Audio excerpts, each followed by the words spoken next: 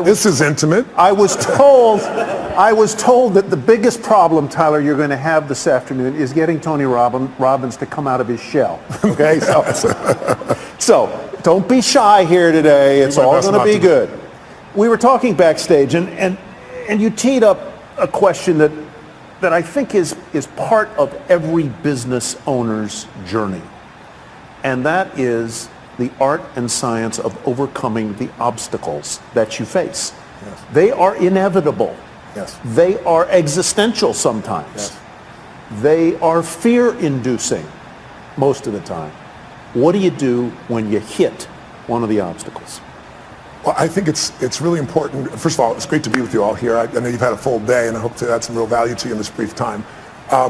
I think it's really critical that you understand that everybody wants to grow their business, and we all go through different phases, right? Just like human beings go through phases. You know, you give birth to your business, and you're an infant, and an infant is a run for survival, and cash flow problems are a natural process in most cases, and you're running. Hopefully you get to a teenager where now cash flow is not a problem, you're growing like crazy, and then you have a new problem. You don't have systems in place. And maybe you get to young adult where you have to decide what you're not going to do. Eventually, hopefully get to prime where you're growing your business revenues and you're growing your profits and you got a professional organization and you're not doing it. Because as long as you're doing it, really you don't have a business. What you have is you're self-employed. There's nothing wrong with being self-employed. But whenever you meet someone who's in business is stressed, they're always a business operator. And my focus is to become a business owner. How do you do that? You realize that the chokehold in the growth of your business is always the leader. And it's your skills and it's your psychology. And I found it's 80% psychology and 20% skills. You got to have the marketing skills. You got to be able to lead. You got to be able to recruit. You got to do all those things. But really, most importantly, you got to get it through what I call the threshold of control. And this, to me, is the secret to really succeeding in business. And it's pretty simplistic. How many of you snowboard or ski? Anybody out there snowboard or ski? To give you a sense? So most people are terminally intermediate when they get into that sport, right? You know, they really never get that good. They're not really a belonger. They're kind of in the middle, and they never get much better. And I think the reason is they never push themselves beyond what they can handle, right?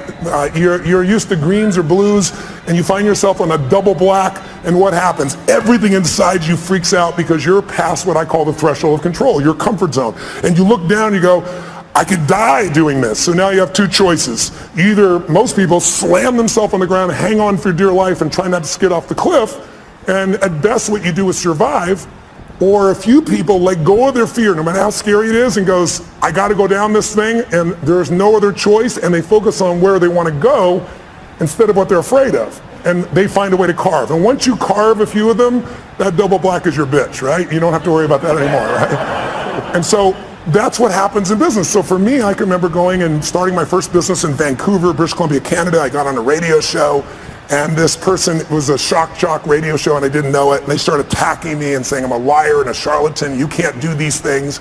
And this therapist called me up and said, you know what, I've dealt with people forever. You can't wipe out a phobia in less than an hour. It can take 7 years. I have a patient right now I've worked with for 7 years, and I've been able to solve this. And I said, great, bring that patient tonight. I'm doing a free guest event at the Holiday Inn, and I'll take care of that. It should take me 10 or 15 minutes. Right?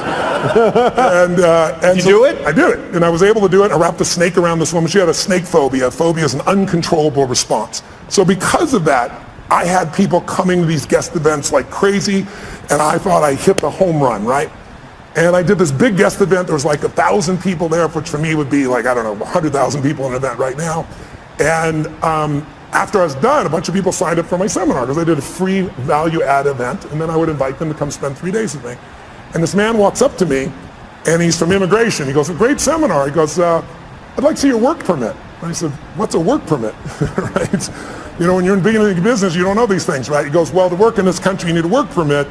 And he said, I'll tell you what, I got to see you tomorrow at 5:30. I goes, well, my seminar starts at 7. He goes, you'll be fine, just you got to be there at 5:30. He said, I'm not asking, it's a requirement. So I show up at 5:30, I wait for half an hour, now I'm starting to stress. And finally I sit down with a guy and he says, you're taking away Canadian jobs. I said, how many Canadian firewalkers are there? Come on, that's what I was doing those days. And he said, no, you teach NLP skills, neuro-linguistic programming, and these people have classes of 20 people and you got a class of 500. And so they say you're taking jobs, so your event is over. So what do you mean your event's over? He goes, if you walk on that stage tonight, we will handcuff you and deport you. This is what I call a threshold of control. Right? He says, you're going to have to give the money back. I said, I can't give the money back. I spent all the money to put on the seminar. I wasn't a good businessman. I just wanted to help everybody, right? So I spent all the money to do it. And he goes, you have no money? Well, you're going to have to deal with that. So I walked out of the building. I have 40 minutes. People are going to arrive. I can't go on stage. What do you do? I told my 3 staff members, 2 of which were volunteers, what happened. They're like, and I said, here's what we're doing. I'm doing this seminar. And they said, you're going to go to jail. I said, I'm not going to jail. I said, how close is the border? True story. And they said, well, this place called Bellingham, Washington. It's about 1 hour and 40 minutes. I said, rent me 6 buses, and I'll meet the people out front before they go in the hotel. This is not a problem. I met everybody up front. They said, this is a traveling seminar. It's a surprise, right? We're going to Bellingham. We're going to America. And it was a 3-day seminar. We had to go and come back each day and night for 3 days in a row. I got all but 4 people to agree to do it. And then I got to Bellingham, Washington at the Holiday Inn there, and there was like a bar mitzvah or a wedding or some stuff next door, and it was so loud you couldn't hear anybody. And so I said, just lie on the floor, close your eyes, going to hypnotize you into this shit, right? You know? But so what happened was you learn how to get through that, right? And we learn how to be resourceful. When you realize that your problem is not a lack of resources, it's not a lack of money or technology or contacts, it's not. It's your psychology. Because the ultimate resource is resourcefulness and human emotion. That's what starts wars. That's what makes a business begin. That's how you have children. That's how we end wars. It's all emotion. And so what I really learned to do is how to manage my emotions. So, once you solve that one, the next one shows up. I started a franchise, and a couple franchisees were really upset when one of the people representing on my side said they didn't make things clear to them. And it's all bullshit, but it cost me $5 million in 4 years. I thought, the first one was like a $50,000 challenge. Now I got a $5 million challenge. And I took all the money I'd saved in my entire career to pay that off, and I was starting over again. And then I grew from that. And then I finally got, I had a partner in business, and long story short, they had a business that was losing $1 million a day, and he turned it around and making $1.8 billion in EBITDA. He offered me his partner, and I signed a document saying we're all joint and several. There was $40 million in debt. I figured I had $10 million of the debt to have $1.8 billion in infrastructure. And it turned out my partners, 2 of them were broke. They weren't billionaires. They had lost their money. And the other one was the son of a billionaire, and his dad had given him nothing, had $5 million to his name. So I was on the hook shortly after for $120 million when they didn't have $120 million. I figured out how to deal with that. By doing that, I eventually took my companies to this year will surpass $6 billion in 33 companies, because I made it through the threshold of control. So I want you to know, when you see these big numbers by any entrepreneur, they all started with blocking and tackling, and they all started with how do I get both the skill and, more importantly, the psychology. You can get the skill if you can get that part of you that just doesn't die, the part of you that finds the way to add more value than anybody else so you can keep growing. Where does the perseverance come from for you? Where does the indomitable spirit come from?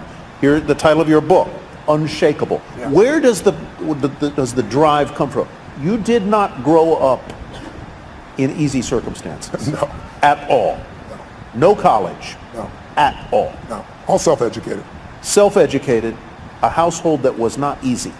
True. Is that part of the reason that you are as perseverant as you are, as optimistic as you are, as forceful as you are? That didn't create my optimism. No, it didn't create your optimism. but maybe it was a way to I think it developed moxie. My mother was a really good woman. I didn't talk about it when she was alive, and frankly, even if she passed, I didn't talk about it until one day I was sitting in front of a group of 30 kids that were abused by their parents, and I told them that your biography is not your destiny, and you're not defined by what happened. But I could see in their eyes, a big, tall, white, rich guy, he doesn't understand.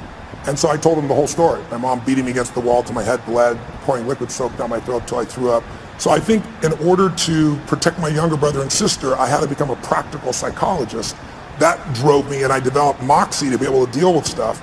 So that was the gift. If my mom had been the mother that I'd wanted to be, I wouldn't be the man I'm proud to be, I think. So that was the gift in it. But I think the drive part is falling in love with your customers. I love people. I've always loved people. And I hate suffering because I've suffered. And I love to light people up, and not just light them up, pump them up. I love to have them have a skill, have them a tool, have a system. When I do my boot camps each year for our business mastery programs, I guarantee everybody there on the day one, you'll have $1 million of value in your opinion, or we'll give you, keep all the stuff you got and we'll give you your money back. No one ever leaves.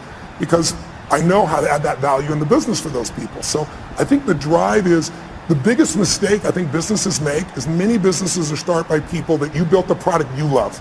And that may still be true for you.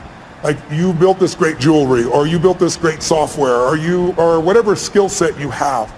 But the problem is the world changes so fast now. I mean, I'm old enough. Who remembers the Sony Walkman? Anybody ancient enough to remember that shit? That product lasted 20 years. Now a product like that won't even last a year, right? The competition is too high.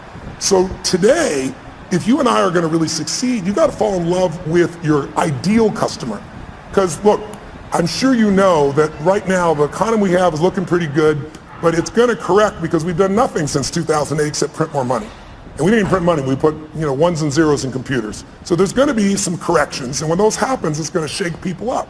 You need to fall in love with a client who's going to do well with you even when the economy goes to hell. Think about it, Starbucks, I was sitting across from Howard Schultz and had a great conversation and said, what is he most proud of? And he said, he used to say starting Starbucks. Then he said, now it's surviving 2008. If they closed, I think it was 1,300 stores, if I remember correctly, for $2 coffee. So you need to get your ass ready for winter, because it's coming. And if you have got challenges now, but if you do well in winter, you'll dominate for the rest of the time. And the way you do well in winter is you fall in love with your ideal clients, and then you come up with the irresistible offer for them. Steve Jobs created 99-cent songs, but he didn't create that shit. We all know that. Where'd it come from? Who's old enough to remember Columbia House, where you got like 10 albums for $1? Remember that? Or for a quarter and stuff. They built $1 billion company. Tom's Shoes, shitty product. I love him. Great what he does, but 2 for 1, being able to do something where I get it and I benefit somebody else, brilliant idea. Built the whole company on that. He didn't build it on the product. He built it on the mission, right? So you need an irresistible offer for the client who's ideal for you, and you want to fall in love with a client. Don't fall in love with your product or service, because those need to change. And if you fall in love with your product or service, somebody's going to beat you. They're going to be anticipating. I always tell businesses, there's 2 businesses you have to manage right now. You have to run the business you're in, because if you don't run that, your cash flow, your challenges are going to bite you. But you also have to run the business you're becoming. And both businesses you have to be making progress on. If you get all excited about the future and all the cool stuff that's coming, and you go work on that, and there's no cash flow now, you're dead in the water. If you just work on today, you're going to wake up and go, what the hell happened? My competition beat me. It's those 2 sides. And my 33 companies, I look at what the company is now and what it has to be constantly. So we're doing the grunt work, if you will, the important day-to-day work, while we're anticipating the future. When you were building your businesses, and you've gone through an evolution, as all business owners do. I mean, what you were doing 30 years ago isn't really what you're doing today. How and when did you know that you were doing in life what you were meant to do? Because I think that's part of the quest of the entrepreneur, is to achieve that. When did you know it? How did you know it?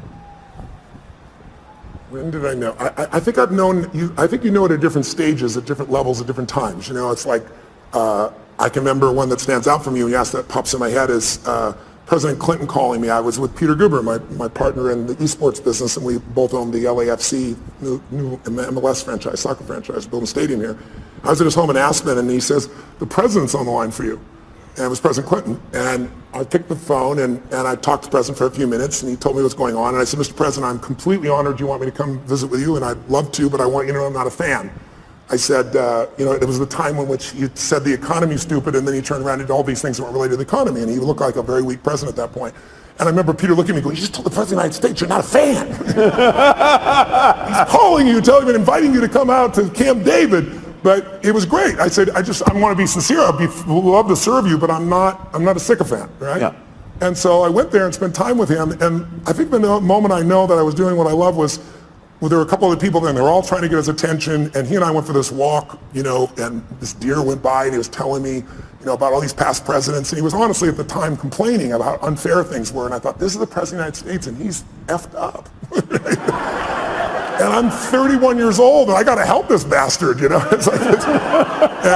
then that night he wanted me to stay, and it was New Year's, and I left Aspen with my family and Peter, and I promised my family I'd come back, and I said, "No, I promised my family, Mr. President." I said, "I'd be happy to work with you in the future," and I left.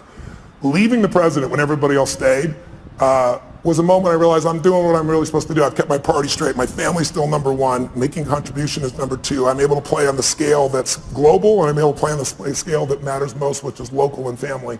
I think that would be a moment that sticks out for me. I don't want to spend a lot of time on this, but since you brought up the subject of presidents, I have to ask you about the current president. Yes. Walked right into that one. Have you advised him? And if you haven't, how would you help him? Brain transplant? No, just kidding. Look, I know the president quite well. I've known him for many years. I gave him his first big speech. I might be to blame. He wrote about it in his book. He thought he was coming to speak to 200 people in my seminar with 10,000 people, and he just kind of lost it a little bit. And then his number one piece of feedback on how to succeed was get a prenup. And I thought, oh my God. And I know Mrs. Clinton. I know Mrs. Clinton very well as well. So I had a great difficulty in this last election because I felt like both parties lied. And I think that's extremely hard. I mean, everybody tells white lies, but some were pretty exaggerated and obvious on both sides. And so I found it was the more difficult time. I help people on both sides of the aisle. I don't talk about who I help unless they talk about it publicly.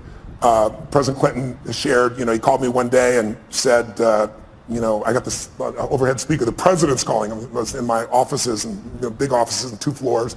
And I went to pick up this phone, and sure enough, it's the secretary, and the president's waiting, and he says, Tony, they're going to impeach me in the morning. What should I do?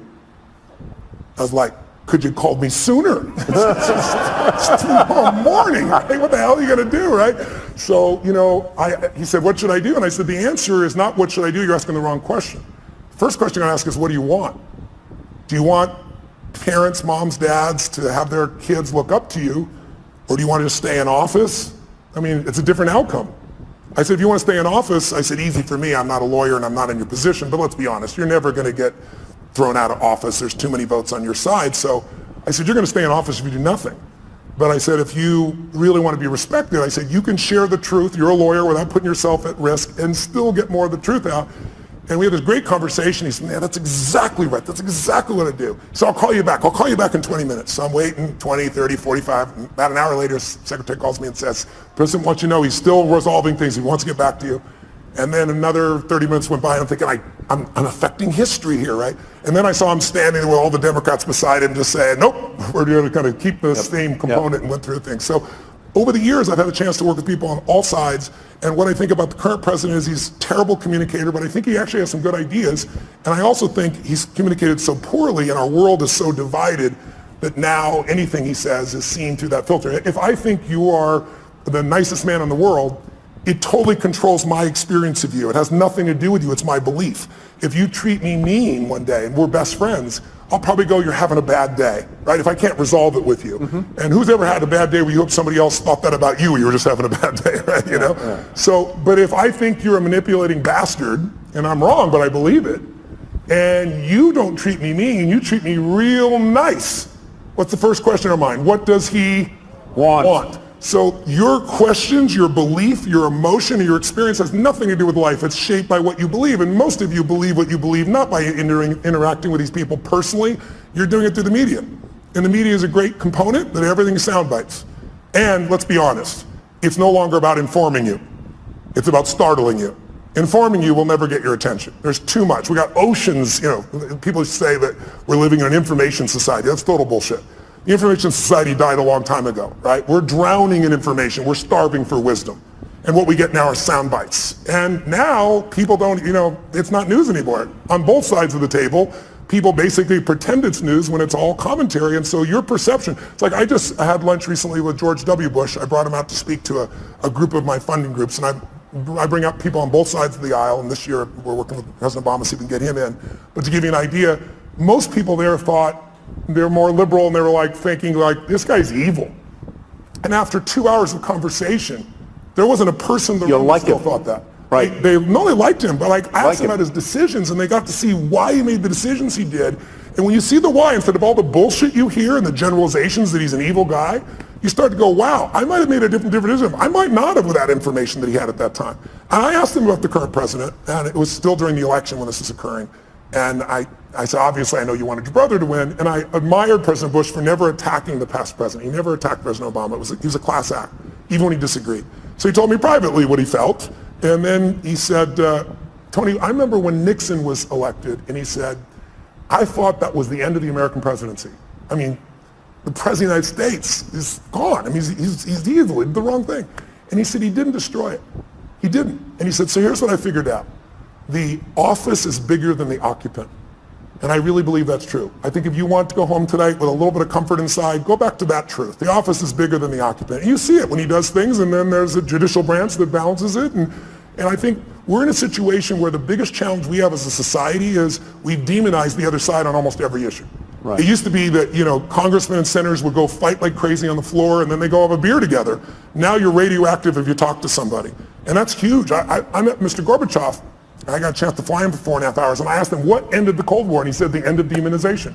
He said it used to be you guys were attacking us, and everything you did was evil. We were the evil empire, and we knew you were evil. And he said one day, I was sitting there with President Reagan, and he was lecturing me. And he said, I could feel the anger. He said, I could feel my face burning red. I was so mad. And I said to him, you are not my teacher, and I am not your student, and you will not lecture me. And he said, then I lectured him on the evils of capitalism. And then we're going back and forth, and he said, so that's when in the Cold War. And I said, that's a really great answer, but I'm with you for 4 hours, and I want to know the moment. What's the moment? I'm a student of history. What changed the world? Because most of us forget. That's probably, take away terrorism. Terrorism is nothing compared to the level of nuclear assault that the USSR and the US had at that stage. Biggest change we've had. And he thought for a moment, and he shared this great moment with me. He said, he hit his leg, he's talking through an interpreter, but he recognizes, understands a lot of English. He's smacking his leg and giggling like a little kid. He goes, I will tell you the moment. He said, we were having this fight, back and forth, back and forth. I was lecturing him, he was lecturing me, and all of a sudden he just stood up like this, and he said, this is not working. And he turned and walked 3 steps away, and then he turned back and said, can we start fresh? My name is Ron. Are you Mikhail? And it had that same impact that it did on you just now. He said, he was laughing uncontrollably. He goes, I knew I could do business with this man. You had to love the man. And then he said, Reagan also knew that Gorbachev loves children.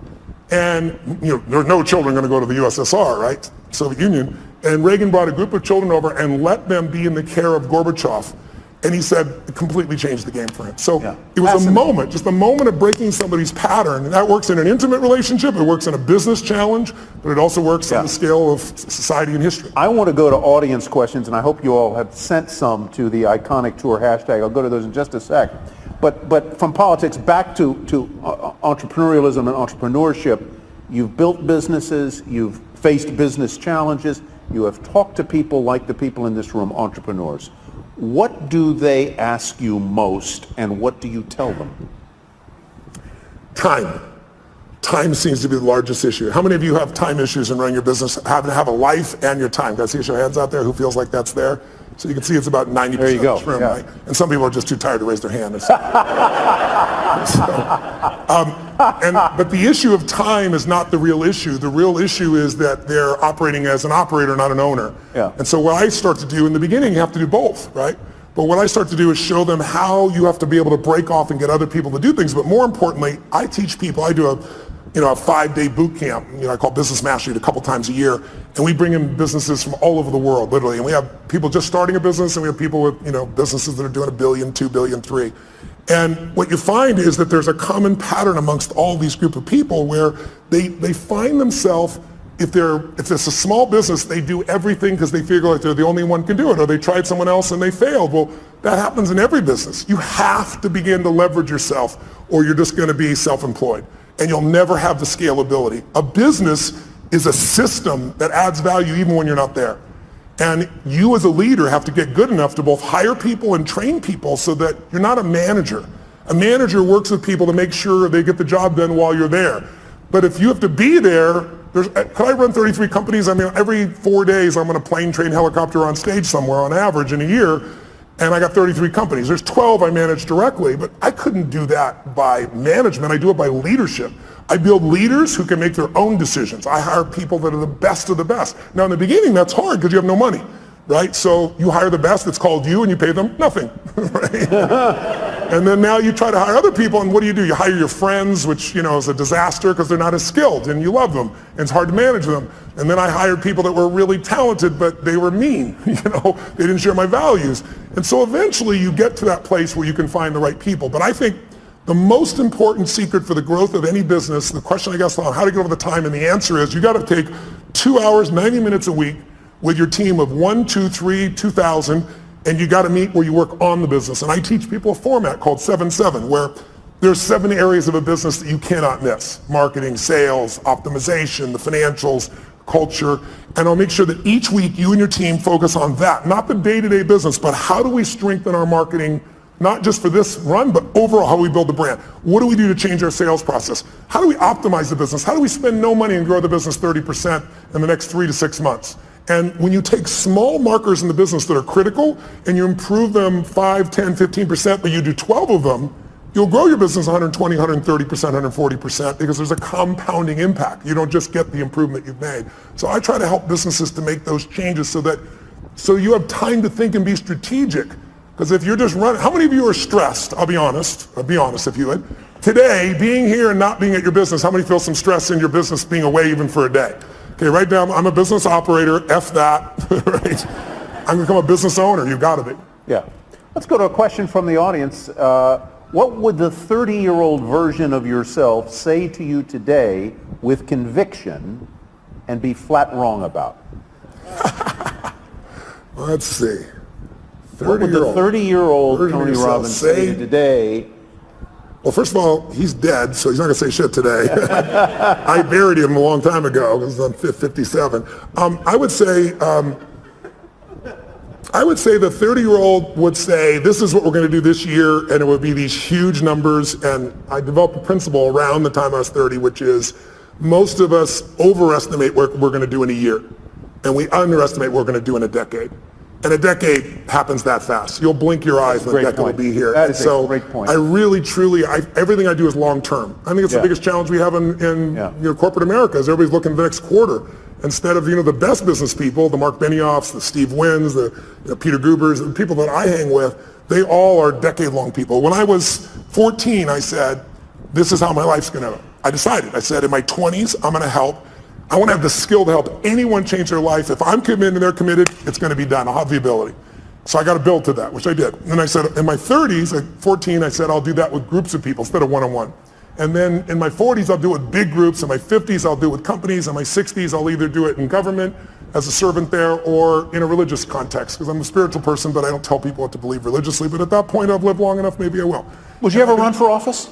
Before I would have said yes. Now the answer is no. I've served on both sides of the aisle, and it's not really about the office. It's about fundraising right now so much of the time. And I would not do that unless I ran with my own money on maybe a small number of friends. But at this stage, I think it would disrupt my wife's life so much. Yeah. I'm a very public person and she's not, and I feel bad for her, so I don't think that would be the right direction. Let's go to Jeff Conlon's question. If mindset is the key or a key, how do you shift your mindset?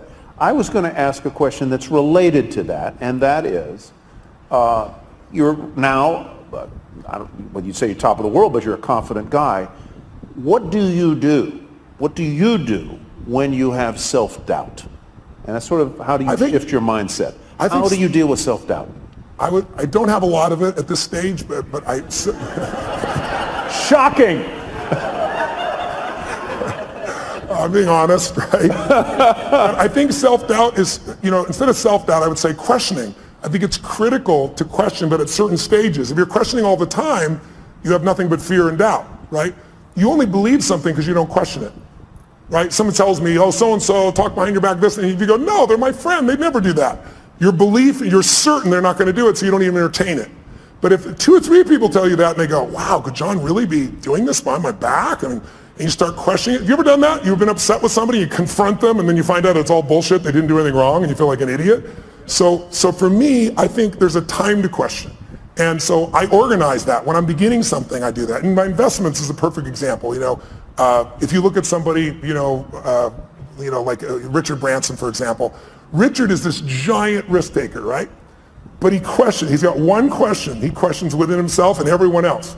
How are we going to protect the downside? It's his number one question. You never believe it because the guy risks his life. When it comes to investments in business, he doesn't risk anything. He told me when he was building Virgin, he's taking on British Airways, and it's a giant outlay in capital. I mean, this could literally bankrupt him, and everybody said it would. So he said, okay, how to protect the downside? And he negotiated with Boeing for a year and a half and convinced them that if he went out of business, if he was wrong and lost his business in the first 2 years, he could give back all the jets and have no liability whatsoever. So his whole focus is asymmetrical risk reward. How do I take the least risk with the most upside? If I was going to say anything to entrepreneurs in this room, the illusion that you've been taught is that great entrepreneurs take giant risks. It's total bullshit. There are some exceptions that have, and they gotten lucky. But if you look at the ones that consistently succeed, they know the upside will take care of itself. They focus on how to protect the downside, and they take risk where they know I'm taking a limited risk for an unlimited upside. So if I'm wrong, I'm still okay. You know, I work with Paul Tudor Jones, one of the top 10 traders in the history of the world. And Paul, I've worked with him, I've coached him now for 24 years. He hasn't lost money in those 24 years on his own personal trading. And during that time, I've learned so much from him. And the biggest thing I learned from him was this asymmetrical risk reward, that when he risks $1, he wants to be certain he's going to make 5 where he doesn't risk the dollar. See, most people risk $1 to make 10% or 20%. You won't do that. If you do that, you're going to go broke. Because here's what happens. You risk $1 to try to make 5 and you're wrong. Risk another $1, and if you win, you still win big. You can be wrong 4 out of 5 times and still break even. That's how the best in the world do it. They don't do it by taking these gigantic risks where everything's on the line, and if it doesn't go perfectly, you're out of business. That's why most businesses go out. You want to think of asymmetrical risk reward. Tudor Jones, curiously, as an aside, was a classmate of mine at the University of Virginia. Wow, that's awesome. I met him there. He would never remember me, but a fascinating guy. Another aside, because you mentioned he's a hedge fund manager in Connecticut.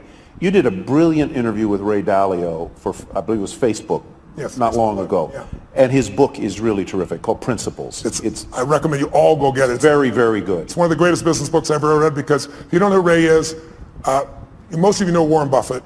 That's because Warren Buffett is sweet in shares and his public nature. But Ray is actually the most successful investor of his type in the history of the world. He's returned more money to investors from a hedge fund perspective than anybody in history. When I met Ray 10 years ago, you had to have a $5 billion net worth for him to talk to you. You couldn't be a billionaire, that's too weak. And you had to give him $100 million to start. Now he won't take your money no matter who you are. When I went to go interview him the first time, the Prime Minister of China was talking to him on the phone. He was coaching China on what to do with their money. That's how brilliant he is. Yeah. Hedge fund people, if you're familiar with rich people give their money hedge funds, a big one might be, let's say, 20 billion. He's 160 billion. But go get his book. He flew down to Palm Beach to my home. And it's called Principles. He said, I want you to be the first person to interview me and do it on Facebook Live, so I did. But I love this man, and he will show you how he built from nothing. He literally started with nothing. He worked as a caddy. He started when he was 26 years old in a 2-bedroom apartment, and now he's got 1,800 employees and 160 billion. And he's one of the 100 richest men in the world and one of the top 10 that you'll meet. But his insights about how to run a business, how to run your life, we all need principles to guide our decision making. If you really think about it, success is the result of good judgment, right? If you make great decisions, you're going to succeed. But where does good judgment come from? You know, good judgment often comes from experience, and experience often comes from bad judgment, right? So what I found is the way to speed it up, the way to have less of that bad judgment is I got to think about that for a minute. That's good. That's true, though, right? Good, yeah. So I found the way to speed it up is not learn through my own experience, but learn by modeling others, compress decades into days. So if you can get in Ray's head, now Ray's been a very private man for the last decade and a half, but he's 68 years old. He's a good friend, and he's entering this stage where he now wants to go public for a short time, give everybody a nose, and then disappear because he feels an obligation to give back to the society and human beings that have helped him to succeed. Yeah, so go pick it up. It'll be fantastic. We had him at another event, and he talks about this idea of radical transparency and how he runs his business. It's a very different, I'm not sure it would work for every business, but it certainly worked for him. Let's go to Satori's question. With so many people wanting your help, what are the factors for you to select whom you privately train or mentor? You're a busy guy. You've got a time management thing. Yeah. I'm sure a lot of people would like a piece of Tony Robbins' mind. Yes. How do you decide whom you're going to help? Well, first of all, I try to do things online. There's a zillion things on YouTube, so no one has to spend any money. Anybody who wants to be inspired can do that. The only thing I don't like about that is it's random. Mm-hmm. I'm a system guy. Like, I know how to take you from here to there, so I have products that can do that for people. And then I have events, and the events have gotten bigger and bigger. Now we do 10, 14,000 people in a weekend. And so anybody can go. Who I coach are people that I know by touching them I can touch millions more. So when I work with Mark Benioff at Salesforce, in the early days, Mark sat in the front row, came to 3 of my same seminars in a row, and was like, are you new? Are you a little slow? I was teasing him, And Mark's as big as I am. He stands up, and I'm looking at this guy eye to eye, and he goes, my name is Mark Benioff, and because of you, you finally pushed me over the edge. I'm going to start my own business. I'm leaving Oracle. I'm going to start this company called Salesforce.com. And he said, and you mark my words, we're going to change business around the world. We're going to do $100 million in business. Well, this year he's going to do 10 billion, right? So he's grown a little bit. But when you're around people like that, you get to see what the distinctions are that separate people. You get to see what makes them stand out. And by coaching him, I'm able to affect everybody, not only all of him and his employees, because he's that kind of owner, right? He's a leader, but also he's a leader in the social community. He's very conscious about that. And everybody from Facebook to Apple to GE, their back end is Salesforce. So impacting him impacts many other people. And then I just pick people who I feel the need is. I mean, somebody stops me on the street, my wife will tell you I can't not help. I got to help someone. Now I may have limited time, so then I'll invite them to a seminar or send them a book or a package or something so I can give them a guide to go to the next level. So I don't ever say no, but I can't coach everybody one-on-one, so I try to do it in groups where there was a wonderful anecdote I read, since you brought up Mark Benioff, that I guess he was a guest at at your home or resort in Fiji, and in the middle of the night, he and all of the other guests, this goes to the question of how do you overcome your fears? Tell that story about Benioff jumping into the river and what you didn't tell him about the river. Okay. Well, I have a home in Fiji. I've been going there since I was 23, 24 years old. It's my favorite places in the world. And the people there are extraordinary. You're carried as a child every day for 6 months by someone 24/7. So when we talk about raising them, being raised by a village, it's true there. And they sing in 4-part harmony when they're 4 years old. So when I went there, I was touched by it. And I went and explored this island, and I was with this chief. And they have this river that goes both ways, because it's this river where the ocean comes in, and it looks like out of Africa or something you'd see down in South America, and eventually goes in this scary looking area into a giant lake. But the tide is so fast, it would just take you. And then 8 hours later, it reverses and goes back out. So I was with him this one day, and I said, are there any fish in there? And the Ratu, which is the main chief, points out, goes, what about that? And we looked back, and it's a giant manta ray going under the bridge. So I said, F it, I'm doing this. And I just jumped in. And then the thing took me. And it took me for a wild-ass ride. For about 20 minutes, I ended up this lake. And then, dumbass me, I didn't think about how the hell am I going to get back. It was so strong, I couldn't swim against it. So I spent 8 hours on this little island there before I came back. So then I came back one time with a friend. It was nighttime, and I was like, they were talking about Devil Rock and Shark Alley and all this shit. And I was like, let's do it at night. But I had a boat waiting for us in the lake to bring us back. But we jumped in, and it was scary as hell, and all the phosphorescence going on looks like pixie dust. It's a wild experience. Flying fish scare the shit out of you. They come by. And so when Mark came, he flew over and come spend a week with me there. I took him and woke him up, and you have to do when the tide is. It was like 2 in the morning. I woke them all up and said, I got a surprise for you. Like, what? I said, just trust me. Dragged them all on, put wet gear on them, gave them life preservers, and then threw him off, and Mark was freaking out, and I grabbed his hand, and I go, we'll go on 3, 1, and we went on 1. Because I can feel him, and he's as big as I am. If I try to jump, he might be hanging me out there just holding on. Right? So Mark talks about that story a lot, but overcoming fear. Because, whatever you're afraid of, it's never as much as you're afraid of, right? It's how many things you've been afraid of that never happen. Right? And then the things you are afraid of, if they do happen, you just deal with them. It's that old phrase, coward dies 1,000 deaths, a courageous man only once. I discipline myself, not perfectly, but for the most part, I don't worry about shit till it happens. I anticipate it, but I don't worry about it. If state is everything, I assume that means state of mind. How do you stay in a great state of mind 24/7? Should that even be your goal? I think it's worthwhile to have as a goal. I don't think it's realistic 24/7 whenever having any blurbs, because we all have a 2-million-year-old brain. Everybody in this room has that. I do too. And it's not designed to make you happy. It's designed to make you survive. So if I said to all of you right now, what does that brain look for? It looks for what can hurt you, and it exaggerates it. And since there's no saber-toothed tiger now, it says, what are people thinking of me? Will my business make it? Do I have enough money?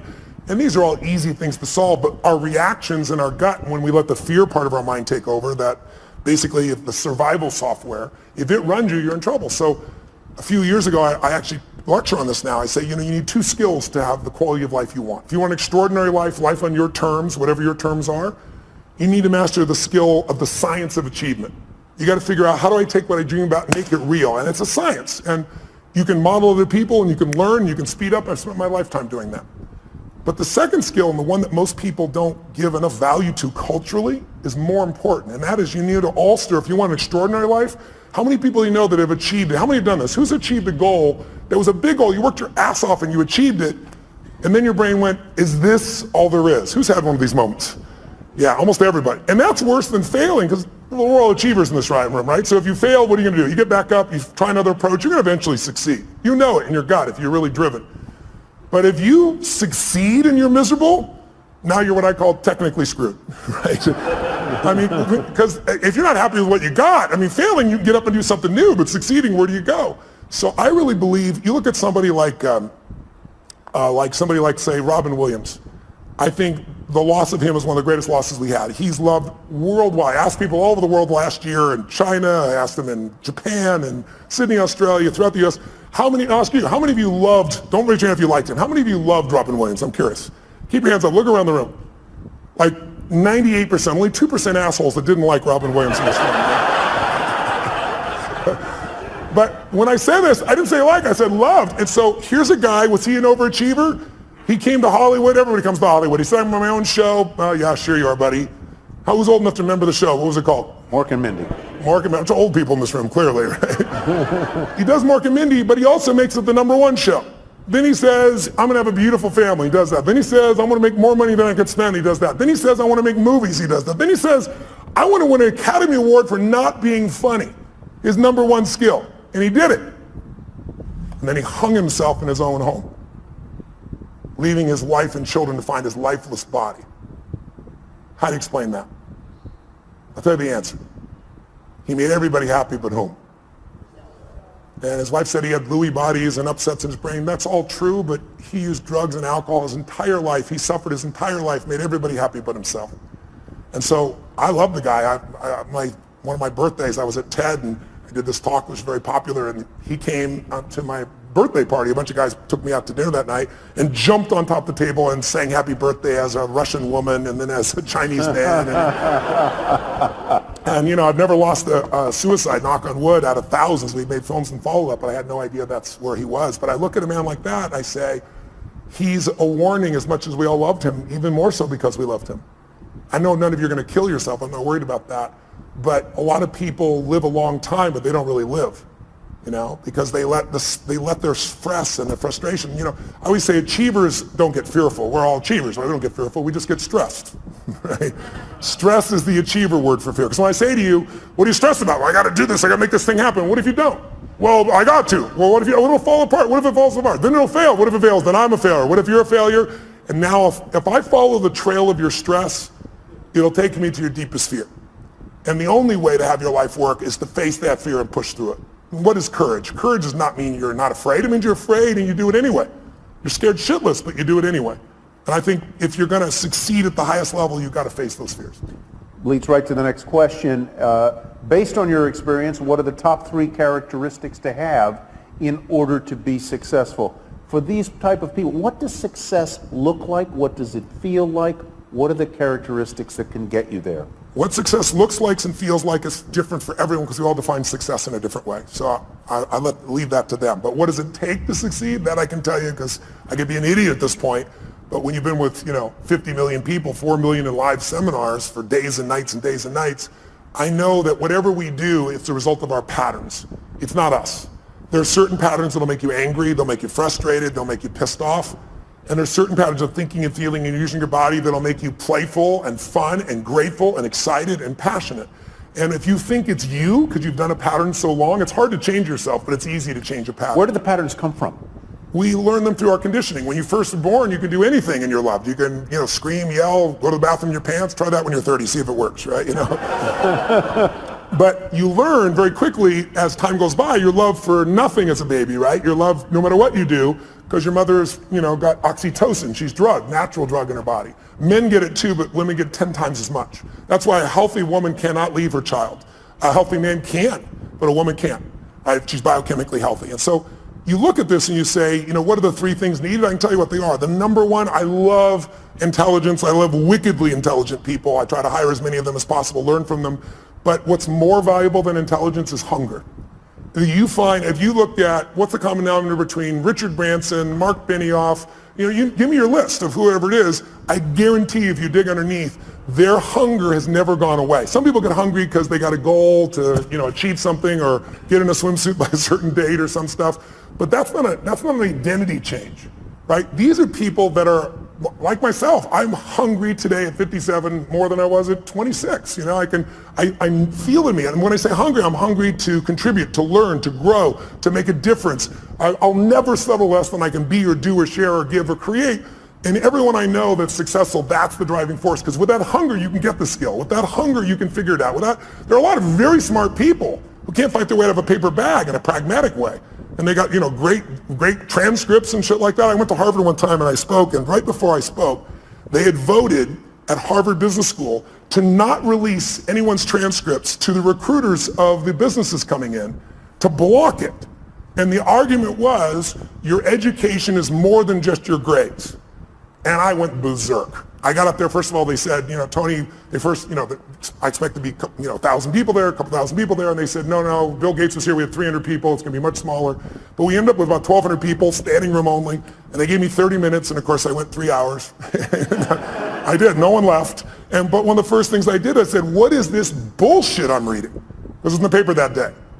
I said, listen, I'm not trying to be disrespectful, but you've been disrespectful to each other. I said, if you're not willing to show your transcripts, I agree with you. Your career, who you are, is more than just your degree here. But you chose Harvard for a reason. And there are people here that have worked around the clock and gotten, 4.0, and you got yourself a 2.6, and you're going to block them because there's more of you than the 4.0. It's not going to work that way when you get in business. When you get in business, you guys who are doing this right now, you're going to be judged on one thing, results. And your grades are the results in this context. And if you think your grades are not it, then convince me as the interviewer that the grades are a part of it, but there's so much more you've done. If you can't do that, you're never going to make it. I said, you guys, anybody voted for that? Just count on a future that is full with pain. And the room was like, it was pretty intense, I guess. I thought it was pretty soft, personally. And then all of a sudden people stood up and they did a standing ovation, and people said, this is bullshit, because this is what happens sometimes in a democracy. Sometimes in a democracy, the lowest level standard is what becomes natural. We're seeing it right now on the political side. We're seeing people that are, in Berkeley, the home of free speech, people throwing things, burning things, destroying things, who are supposed to be liberals who should be open for open speech. And then you see conservatives that are just as dumb, saying things that are inflaming people. It's not one side or the other. It's us as a society. We got to shift it. We got to go from demonization to saying, let's say it's a fight over guns. Very emotional fight. What's the problem? We demonize each side. Nobody in this room, whether you're pro-gun or against gun, whether you want gun regulation or not, there's nobody in this room that doesn't want their children or their friends or their family safe and protected. We just disagree. People disagree on how. And if we can start with what we agree on, we can actually make progress. But today, there's no progress because we now also augment this with social media, and we augment it with the regular media. And think about it. The media is not here to inform you. They're here to startle you. We all know if we say something inflaming, you're going to talk about it, share it on social media, and they get a multiplied effect. It's all about advertising. So you have to really discern yourself today. You have to understand it's the Wild West, not only on the internet, but on television as well. And you have to decide, if you're an independent thinker, what is really right, and maybe be part of the solution instead of another person that attacks the right or the left, Donald Trump or whoever it is that you'd be attacking. There's lots of people that are easy to attack, but attacking doesn't change or improve anything, in my opinion. We gave you 45 minutes. Would anybody here mind if we went a little longer? Would you mind if we went a little longer? Sure. So let me... 5 or 6 more hours? Yeah, 5 or 6 more hours. We'll bring the bar inside is what we'll do. But I want to finish what I said just for 1 second. Yeah, please do. I want to answer this person's question, which was 3 things. Oh, 3. We got through 1, hunger. Yeah, okay, let's get fast. to 2 and 3. Hunger is the number 1. I think the number 2 is having a mission larger than yourself. Because it's kind of like having a child, right? Having a child is a very exciting thing, and then you have a child and you go, what did I do? Sometimes, right? Same thing with a business, right? You've got to really be able to have something you're doing it for that's more than you, because in the early days of the business, it doesn't really make you any money, and you work your tail off. So you need pride of ownership, you need joy, you need a mission. And I really believe until you find something that you care about more than yourself, you'll never discover what you're capable of. Because we'll all do more for others that we love or respect than we'll ever do for ourselves. That's part of the beauty of being a human. Most of us do more for our kids, for example, than other people. And then I think the third thing is, you got mission and hunger, is you really have to become obsessed with strategies. Because strategies can save you so much time. The wrong strategy, I'll give you a stupid metaphor. If you said your number one goal is to see a sunset, and then you start running east as fast as you can, I don't give a shit how positive you are. I don't care how hard you work. I don't care how long you've been putting into it. You got the wrong strategy. But the right strategy in business and in life can save you a decade. And someone else may have spent, again, a decade figuring it out through trial and error, and then they figured it out. You might be able to learn it in 6 weeks or 6 months or 6 days or 6 hours. So I think that would be my third element. So let me ask you a question that may be a little off point, but I hope helpful. A lot of people in this room and a lot of people in the world want to follow their passion, okay? But they've also got to put food on the table and pay the rent and pay the bills. How do you do both at the same time? How do you have your mission, have your passion, and do that when you know the world is a tough place, hard to make a living, hard to pay the bills, places expensive? How do you do that? How do you thread that needle? Well, it depends on who you're dealing with, right? If the person is entrepreneurial and they ask me this question, I always tell them, you've got to take care of your kids, you've got to pay the bills. And I said, but, tell me when you work. And they tell me, well, I work, 9 to 5 or 8 to 5 and I'm exhausted and everything else. I said, well, what are you doing with the other 8 hours? Because that's what I did. I worked as a janitor all night long, middle of the night, everything else. I could compress time there because it was based on results, not time. So if I could do a great job in shorter time, I had that time. But then, what I start doing between, 7 o'clock at night and 2 in the morning, which is pretty much the time I worked, that's when I was developing myself, getting the skills, learning, educating, starting the business. So I think people just have to realize it's a gut-wrenching process. Entrepreneurship is not for everybody. Most people fail in entrepreneurship. The vast majority fail. 96% at 10 years, but what happens after 10 years? All clear sailing after that? Anybody remember Lehman Brothers? They ran a century. They had gross revenues over a century of more than $1 trillion with a T dollars. That's what went through their bank accounts over that century, and they're gone. So I don't think it's right for everybody. I think you have to really be clear, is your personality the right personality if you're going to begin in this area? And then if you're going to work for somebody else, you can still become financially free, but that means you got to stop being a consumer and become an owner under entrepreneurs. You want to own businesses, right? Get out of just being, don't just own an iPhone, own the company, but not just Apple, obviously. But how do you keep your energy up and your enthusiasm up?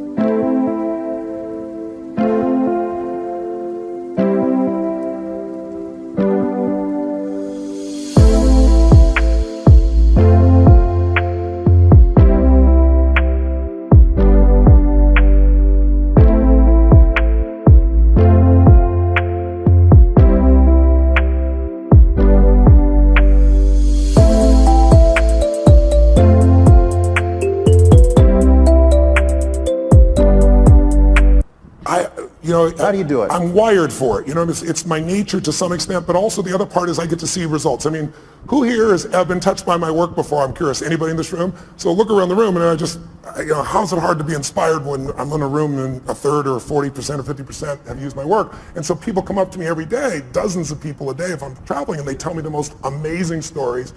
Outside my children and my wife, that's probably the greatest gift of my life. I never get tired of hearing it, and it just makes me want to deliver more, give more, have more impact. Yeah. You get the last word. Tell them what you want them to know. Well, if you're entrepreneurs out there, here's what I'd say to you. I'd say, don't be so damn hard on yourself. I know that sounds counter to being an achiever, but when you're beating yourself up, you're sucking out the energy you need to move forward. It's kind of like, I always tell people there's so much energy, and I've built mine. I do a lot of things to build my energy to be incredibly strong and have really strong endurance, because to me, energy is life. If you don't have strong energy, you're not going to do anything. But even after we look at that energy, it only goes so many places.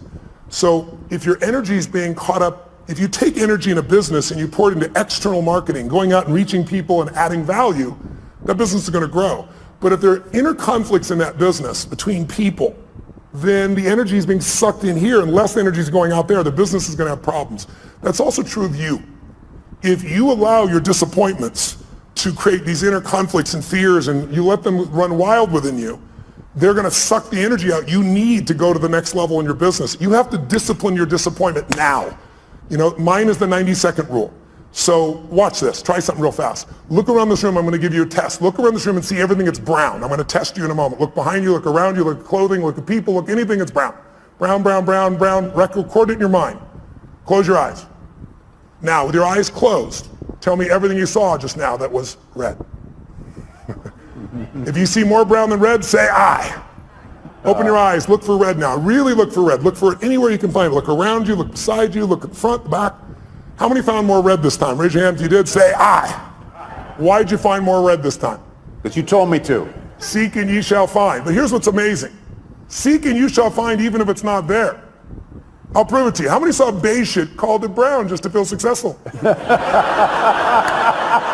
How many saw burgundy, called it red just so you can count more pieces?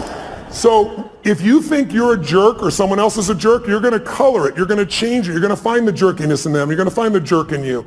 It's really important that you manage your mental and emotional state because you are the business. If you are the leader, your responsibility, your job, your opportunity, your privilege is to be able to truly lead. And you cannot lead if you're living in fear. You cannot lead in a place of constant uncertainty. We all have uncertainty at times.